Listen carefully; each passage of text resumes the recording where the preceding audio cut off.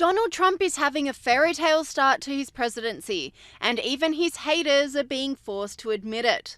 You know, I think one of the things that's so important for politicians is for folks to believe what they're saying and that they're keeping their campaign promises. So I think this gives you a pretty gosh darn good idea of what may be going on.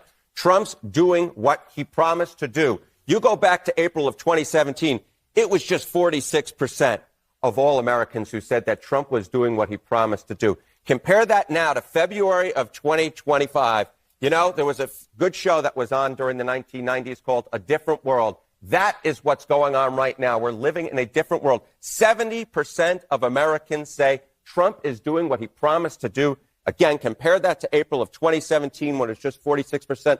When Americans are 24 points more likely to say that you're doing what you promised to do, it's no wonder that your net approval rating is much more likely to be on the positive side of the ledger than on the negative side. And so far, what we're seeing, again, is Americans, 21 days so far, versus just 11 days during his entire first term, that Trump has a positive net approval rating. Quite a different world. And with the contrast between Republican and Democrat approval ratings so glaringly obvious, the leftist media is finally taking stock. Trump is like the 80-20 president. He gets on the right side of all these 80-20 issues. Democrats knee-jerk and take the 20. And then what happens? Today, CBS News poll this morning, Donald Trump sitting at a 53% approval rating, the highest he's ever recorded in that survey. Why?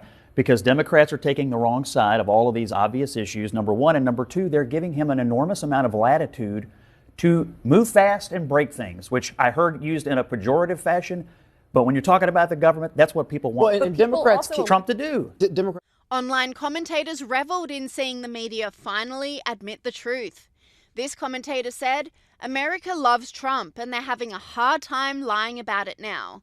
And this commentator agrees, saying, "The media keeps pushing a narrative, but the numbers speak for themselves. People see through it." Sky News contributor Alex Stein agrees, saying the mainstream media are shaking in their boots with Trump's impressive approval ratings. Let's talk about these polling numbers, starting with President Trump's approval rating, now at 53%, a 6% jump. This is CBS News polling.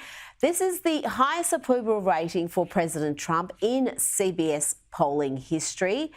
And Alex, when it comes to the big issues like the deportation policy, which people expected to be really contentious, well, the numbers are even more promising.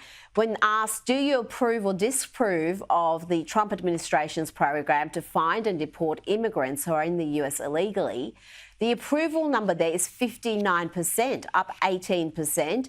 And the numbers are up for every age group. You're looking at from 18-year-olds all the way to 65 plus. This has got to be terrifying the Democrats and the media and activist class. No, you're exactly right. The media is shaking in their boots. That's why they're constantly talking about the price of eggs, as if inflation wasn't absolutely terrible under Joe Biden, Kamala Harris for the past 4 years. So the media is doing anything they possibly can to try to spin this presidency as a negative thing, when in reality, everybody's happy that illegal immigrants are actually getting sent back to their home countries, not because we're bigoted or racist or we don't even want immigrants, but because we don't want to have a two-tier justice system where illegal immigrants or have more access to social services than American citizens. Like people in Chicago, African Americans don't have access to the same social services that an illegal immigrant does. So people are sick and tired of our two-tier justice system that puts Americans last. So it's brilliant. It's great. And these numbers are only going to go up when Trump can actually get more things accomplished. Stein then went on to praise Trump's endless energy at his age and commitment to the presidency. The public seems to be disregarding the noise, the hysteria from the media and the activist class and saying, so far, we like what we see. Oh, 100%. And honestly, Donald Trump's very tough, but his energy is just unmatched. A man at his age, the way that he moves and travels on a daily basis is unlike any 20-year-old. Anybody in their prime cannot have the same level of energy as Donald Trump. So people notice that. I would put, and I'm not trying to kiss his dairy hair, but I would put smart, because he's a brilliant guy, and they do not give him enough credit for how smart Donald Trump is. So that would be my number one adjective when it comes to the president. Well, I've got to say, I've been surprised by how easily he's been able to get what he wants, whether he's talking with about Canada or Mexico or Colombia. He makes a threat. They have a bit of a meltdown, but within 24 hours, they're doing what he's asked for, and that's another win for the US. Polls are showing Donald Trump's popularity, but his real adoration is shown during large-scale events like during the Super Bowl, where he was cheered on like a rock star. This commentator said, "Is Donald Trump the most popular man on the planet right now? I have never witnessed someone so universally loved around the world." But not everyone is a fan. Unsurprisingly, The View hosts don't hold the same sentiments. Anna.